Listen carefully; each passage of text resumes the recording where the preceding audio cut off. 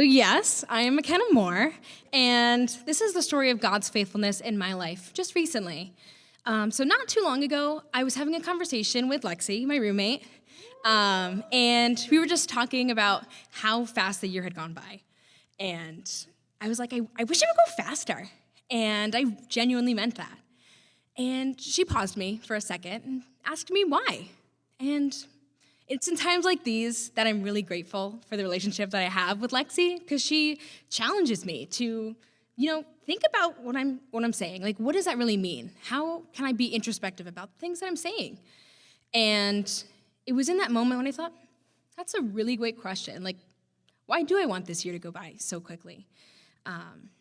And Lexi sees me more than anybody else in my life. And so she can see that I have and have been living a pretty good life. There's no reason for me to be in this place of constantly wishing that time would pass me by and hoping for the future.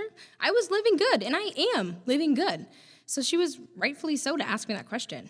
And this led me to recognize my discontentment that I currently had in life. And I found that it had been growing over the past year, and I found myself looking for a lot of value and purpose and identity in the things that I was doing, what I thought the will for my life was. Most recently, I spent the last 4 years of my life getting my college degree and believing that being a student was the Lord's will for my life. But when I found myself graduated in May of last year, I started to feel that gaping hole in my heart of discontentment from what I had accomplished, thinking that it was going to fulfill me, and it didn't, just like a lot of other things of this world have done to me.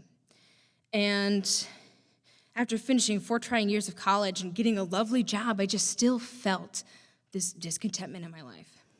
And with this newfound time on my hands of graduating, I tried to focus my efforts on different things within my life or different goals that I wanted to accomplish after I had graduated, until I hit a plateau, because there's only so much that I can do. There's only so many short-term goals that I had in my life for after graduating, where now I'm like, okay, I've done everything that I've wanted to do, and here I am with what I thought was nothing to do and no will for my life.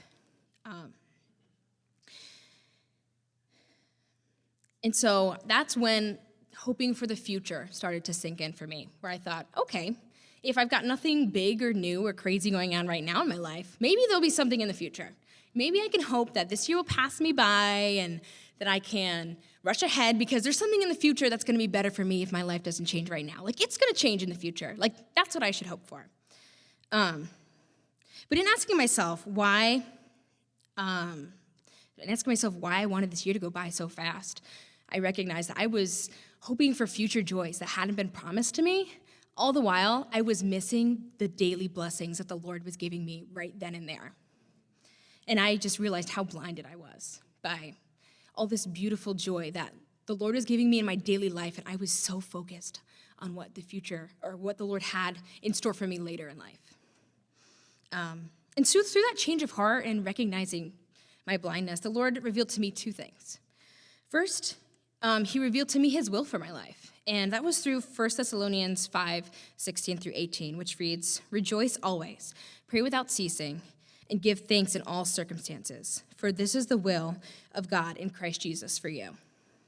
So God's will for my life is not some achievement or goal or status that I need to have set before me that I'm constantly running towards or chasing, but rather it's a lifestyle of daily rejoicing and prayer and thanksgiving. And secondly, he helped me to ask myself, am I a human being or am I a human doing? Now, don't quote me on that because I stole it from a podcast. But it's the idea that our lives are not for us to fill with all the things that we do for ourselves, for our family, for our friends, or for God even, that we're just doing endless things and we're just constantly doing, but rather that we can rest and be still and know that he is God and that we can abide just like a branch hangs from the vine and effortlessly bearing fruit. So I now can find myself in a guilt-free place of abiding and resting, knowing that I can constantly have a will and purpose for my life. That's all for the glory of God.